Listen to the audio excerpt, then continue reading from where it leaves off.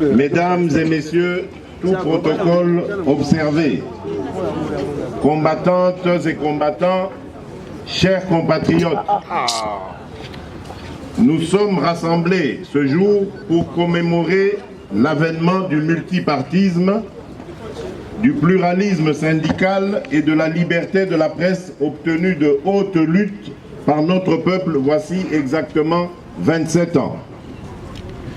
Lorsque le 24 avril 1990, le défunt président Mobutu annonce, non sans émotion, dira-t-il, la fin du parti-État, à la tête duquel lui-même trônait sans partage depuis son coup d'État de novembre 1965, il cédait devant la pression exercée par notre peuple sous la houlette d'Étienne Tshisekedi et de ses compagnons de lutte que sont notamment Frédéric Kibasa Maliba, Marcel Liaou, Vincent Mbouankiem, Gabriel Kyungu Wakumwanza, Anakle Makanda et d'autres encore qui tous ont marqué l'histoire de notre pays. Je salue ces combattants de la liberté et leur rends en votre nom à tous l'hommage qu'ils méritent. L'ouverture démocratique du 24 avril 1990 a démontré que rien ne peut résister à un peuple déterminé à s'affranchir d'un régime d'oppression. Quelle que soit la puissance d'un tyran, le peuple demeure le souverain primaire à qui revient le dernier mot.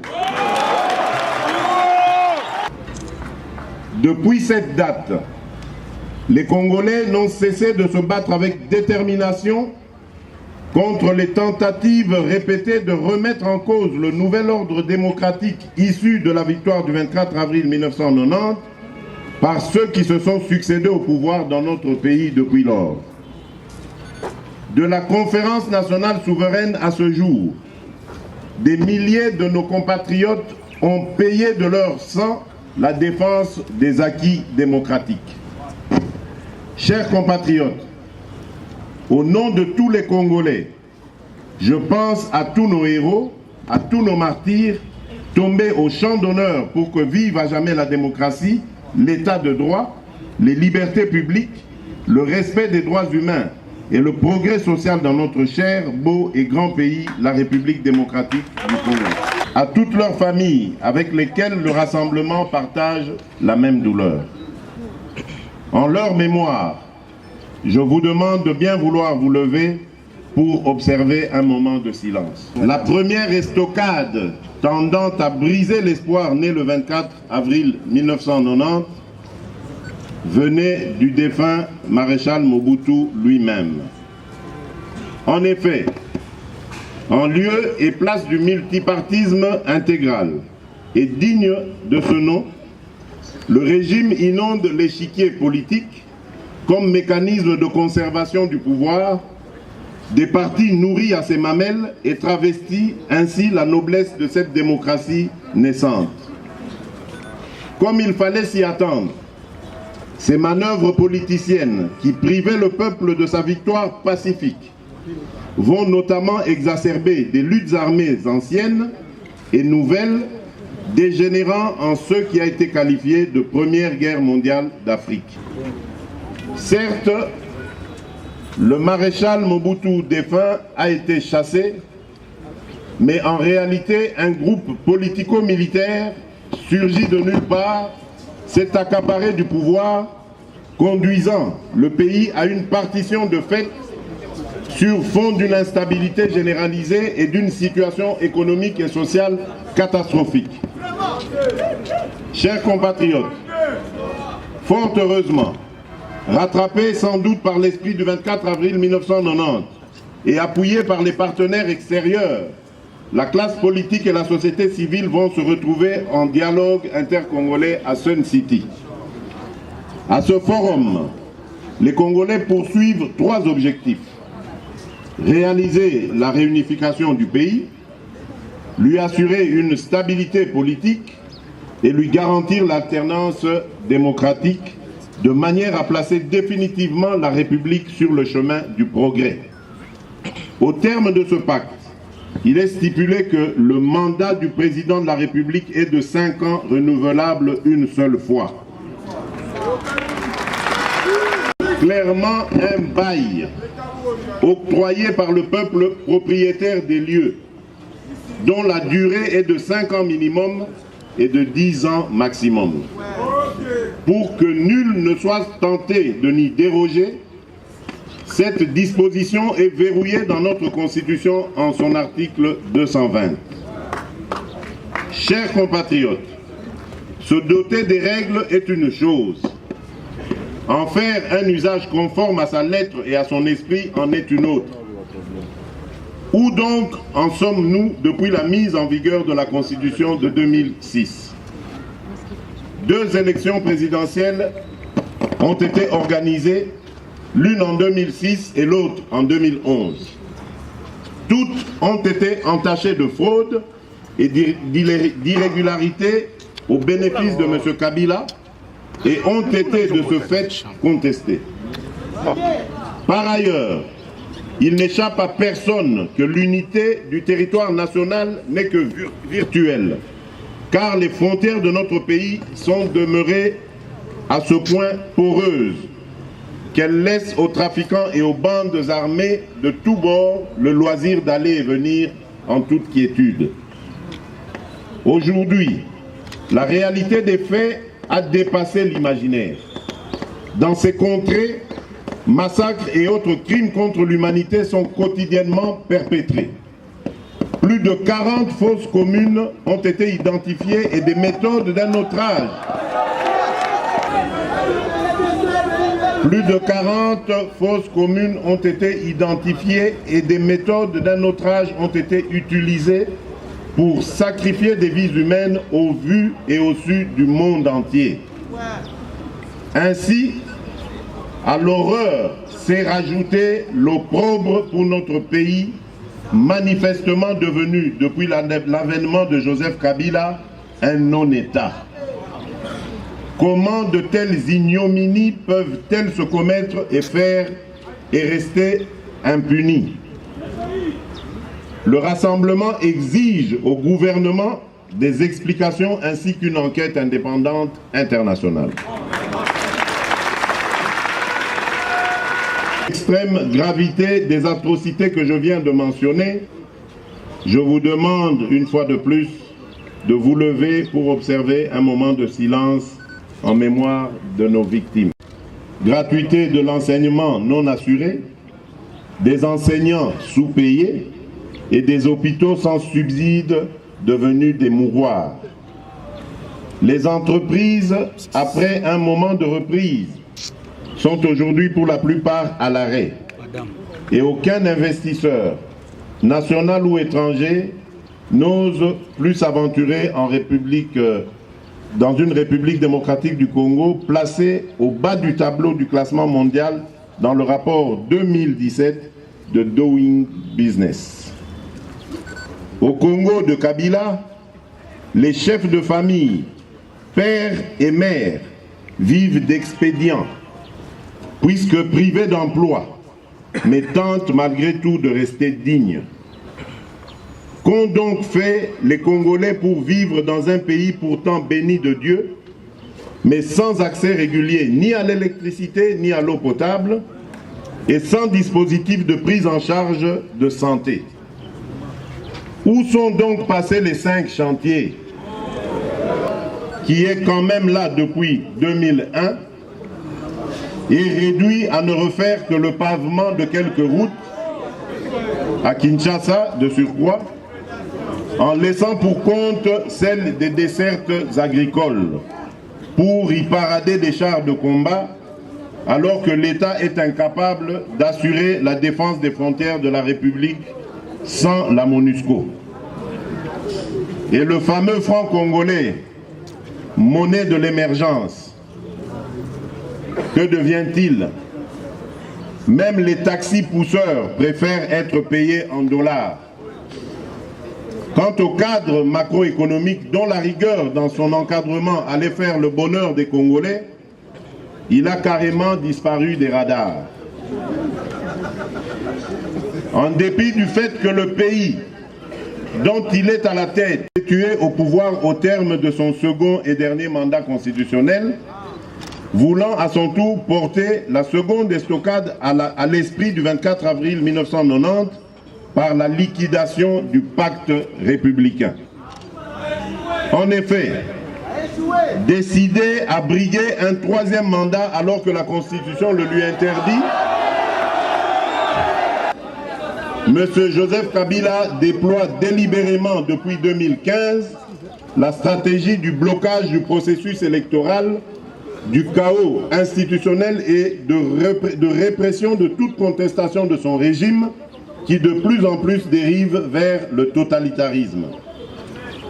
Ainsi, par la volonté d'un seul homme, défiant tout un peuple, oui, 80 millions de Congolais, la République démocratique du Congo se trouve, depuis la fin du second et dernier mandat présidentiel de M. Joseph Kabila, le 19 décembre 2016, dans la situation cocasse d'un pays dont les dirigeants à mandat électif, à tous les niveaux du pouvoir d'État, n'ont plus aucune légitimité démocratique. Pour non seulement organiser la résistance, mais davantage encore pour combattre la résurgence de la dictature que Joseph Kabila voudrait continuer à imposer à la nation. Dynamique de l'opposition, alternance pour la République, G14, Convention des Républicains, majorité présidentielle populaire, Front du peuple et société civile, crée le rassemblement, cadre stratégique et unifié de réflexion et d'action commune. Cette initiative d'unification des forces politiques et sociales a été massivement saluée par le peuple congolais, qui l'a manifesté par l'accueil triomphal réservé au président du Conseil des sages du Rassemblement, Feu Étienne Tshisekedi Wamulumba, le 27 juillet 2016, et par sa participation tout aussi massive qu'impressionnante au meeting organisé le 31 du même mois. Comme vient de le rappeler la CENCO, dans sa déclaration du 20 avril dernier, les parties prenantes à cet accord, à savoir la majorité présidentielle et alliée d'un côté, et de l'autre le rassemblement dont j'ai personnellement conduit la délégation, le Front pour le respect de la Constitution et la société civile, ont convenu des fondamentaux qui forment un dispositif juridique et institutionnel cohérent pour conduire aux élections au plus tard à fin décembre 2017 et dans le respect tant de la Constitution que des normes démocratiques. Il s'agit notamment de 1. Pas de modification ni de changement de constitution pendant la période préélectorale et électorale. 2. Pas de référendum pendant la même période. Troisième mandat pour M. Joseph Kabila, arrivé au terme de son second. Tenue des élections présidentielles, législatives et provinciales au plus tard le 31 décembre 2017. 5. Redynamisation de la Commission électorale nationale indépendante, CENI, afin d'assurer son indépendance et sa neutralité. 6. Décrispation politique impliquant la levée de toutes les entraves aux activités de tous les partis politiques et des leaders politiques, la fin du dédoublement des partis de l'opposition, la libération des détenus politiques et d'opinion, l'arrêt des procédures judiciaires à motivation politique, ainsi que la libération des médias publics et privés. 7. Participation inclusive des parties prenantes à la gestion des affaires publiques pendant la période préélectorale et post-électorale afin de se sécuriser mutuellement et d'éviter un nouveau blocage du processus électoral par l'une d'entre elles. 8.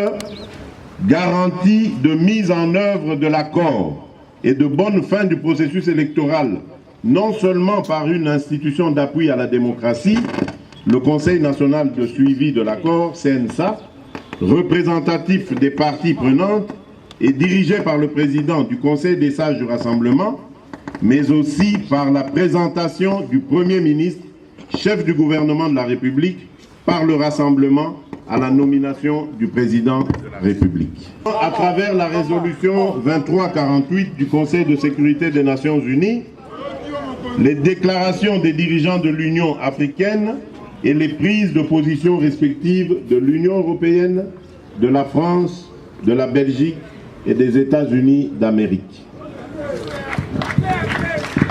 Contrairement à ce qui se dit et se fomente au niveau des officines du pouvoir en place, le combat que mène le Rassemblement n'est pas et ne peut être celui des postes ministériels, quels qu'ils soient.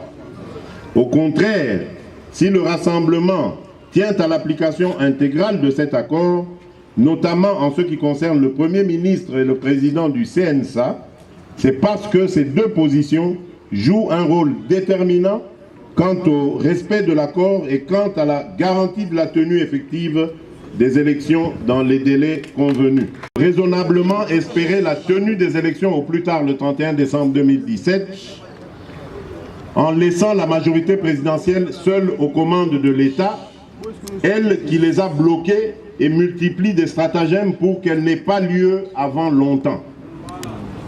À cet égard, le Rassemblement condamne avec véhémence la nomination unilatérale à la primature de M. Bruno Tshibala en date du 7 février. Le Rassemblement condamne avec véhémence la nomination unilatérale à la primature de Bruno Tshibala en date du 7 avril 2017, alors qu'il a été formellement exclu de l'UDPS et donc du Rassemblement le 4 mars 2017.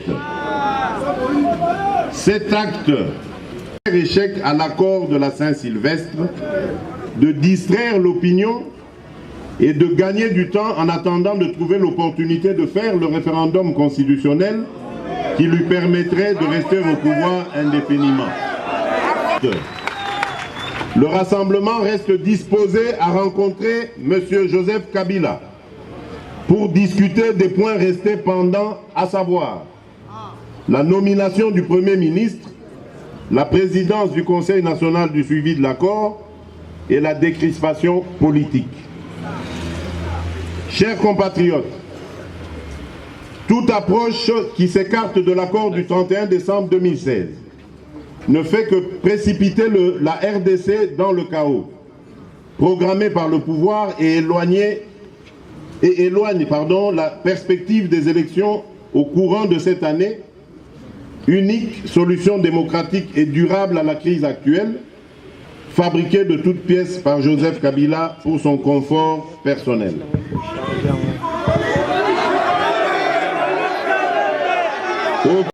Aucun autre schéma que l'application rigoureuse et de bonne foi de l'accord n'offre la possibilité d'instaurer un environnement politique apaisé et un cadre institutionnel approprié pour garantir aussi bien la tenue effective des élections comme convenu que les chances égales ainsi que le libre exercice des activités politiques à tous les partis et à tous les candidats. Tout en restant ouvert à la recherche d'une solution compatible avec ce qui précède. Le Rassemblement ne cautionnera aucune violation de l'accord de la Saint-Sylvestre sous quelque forme ou prétexte que ce soit. La démocratie obtenue le 24 avril 1990 a été une conquête sublimée par le sang de nos martyrs. Il nous appartient d'en préserver les acquis. Pour chacun de nous, c'est une exigence de rester mobilisé, engagé et vigilant. Nous devons tous comprendre, en ce compris Joseph Kabila, que sans l'application de l'accord, toutes les institutions de la République à mandat électif sont illégitimes. Pour observer le mot d'ordre qui sera donné en temps opportun, le Rassemblement demande au peuple congolais de se tenir prêt pour observer le mot d'ordre qui sera donné en temps opportun de ne pas reconnaître toutes ces institutions illégitimes.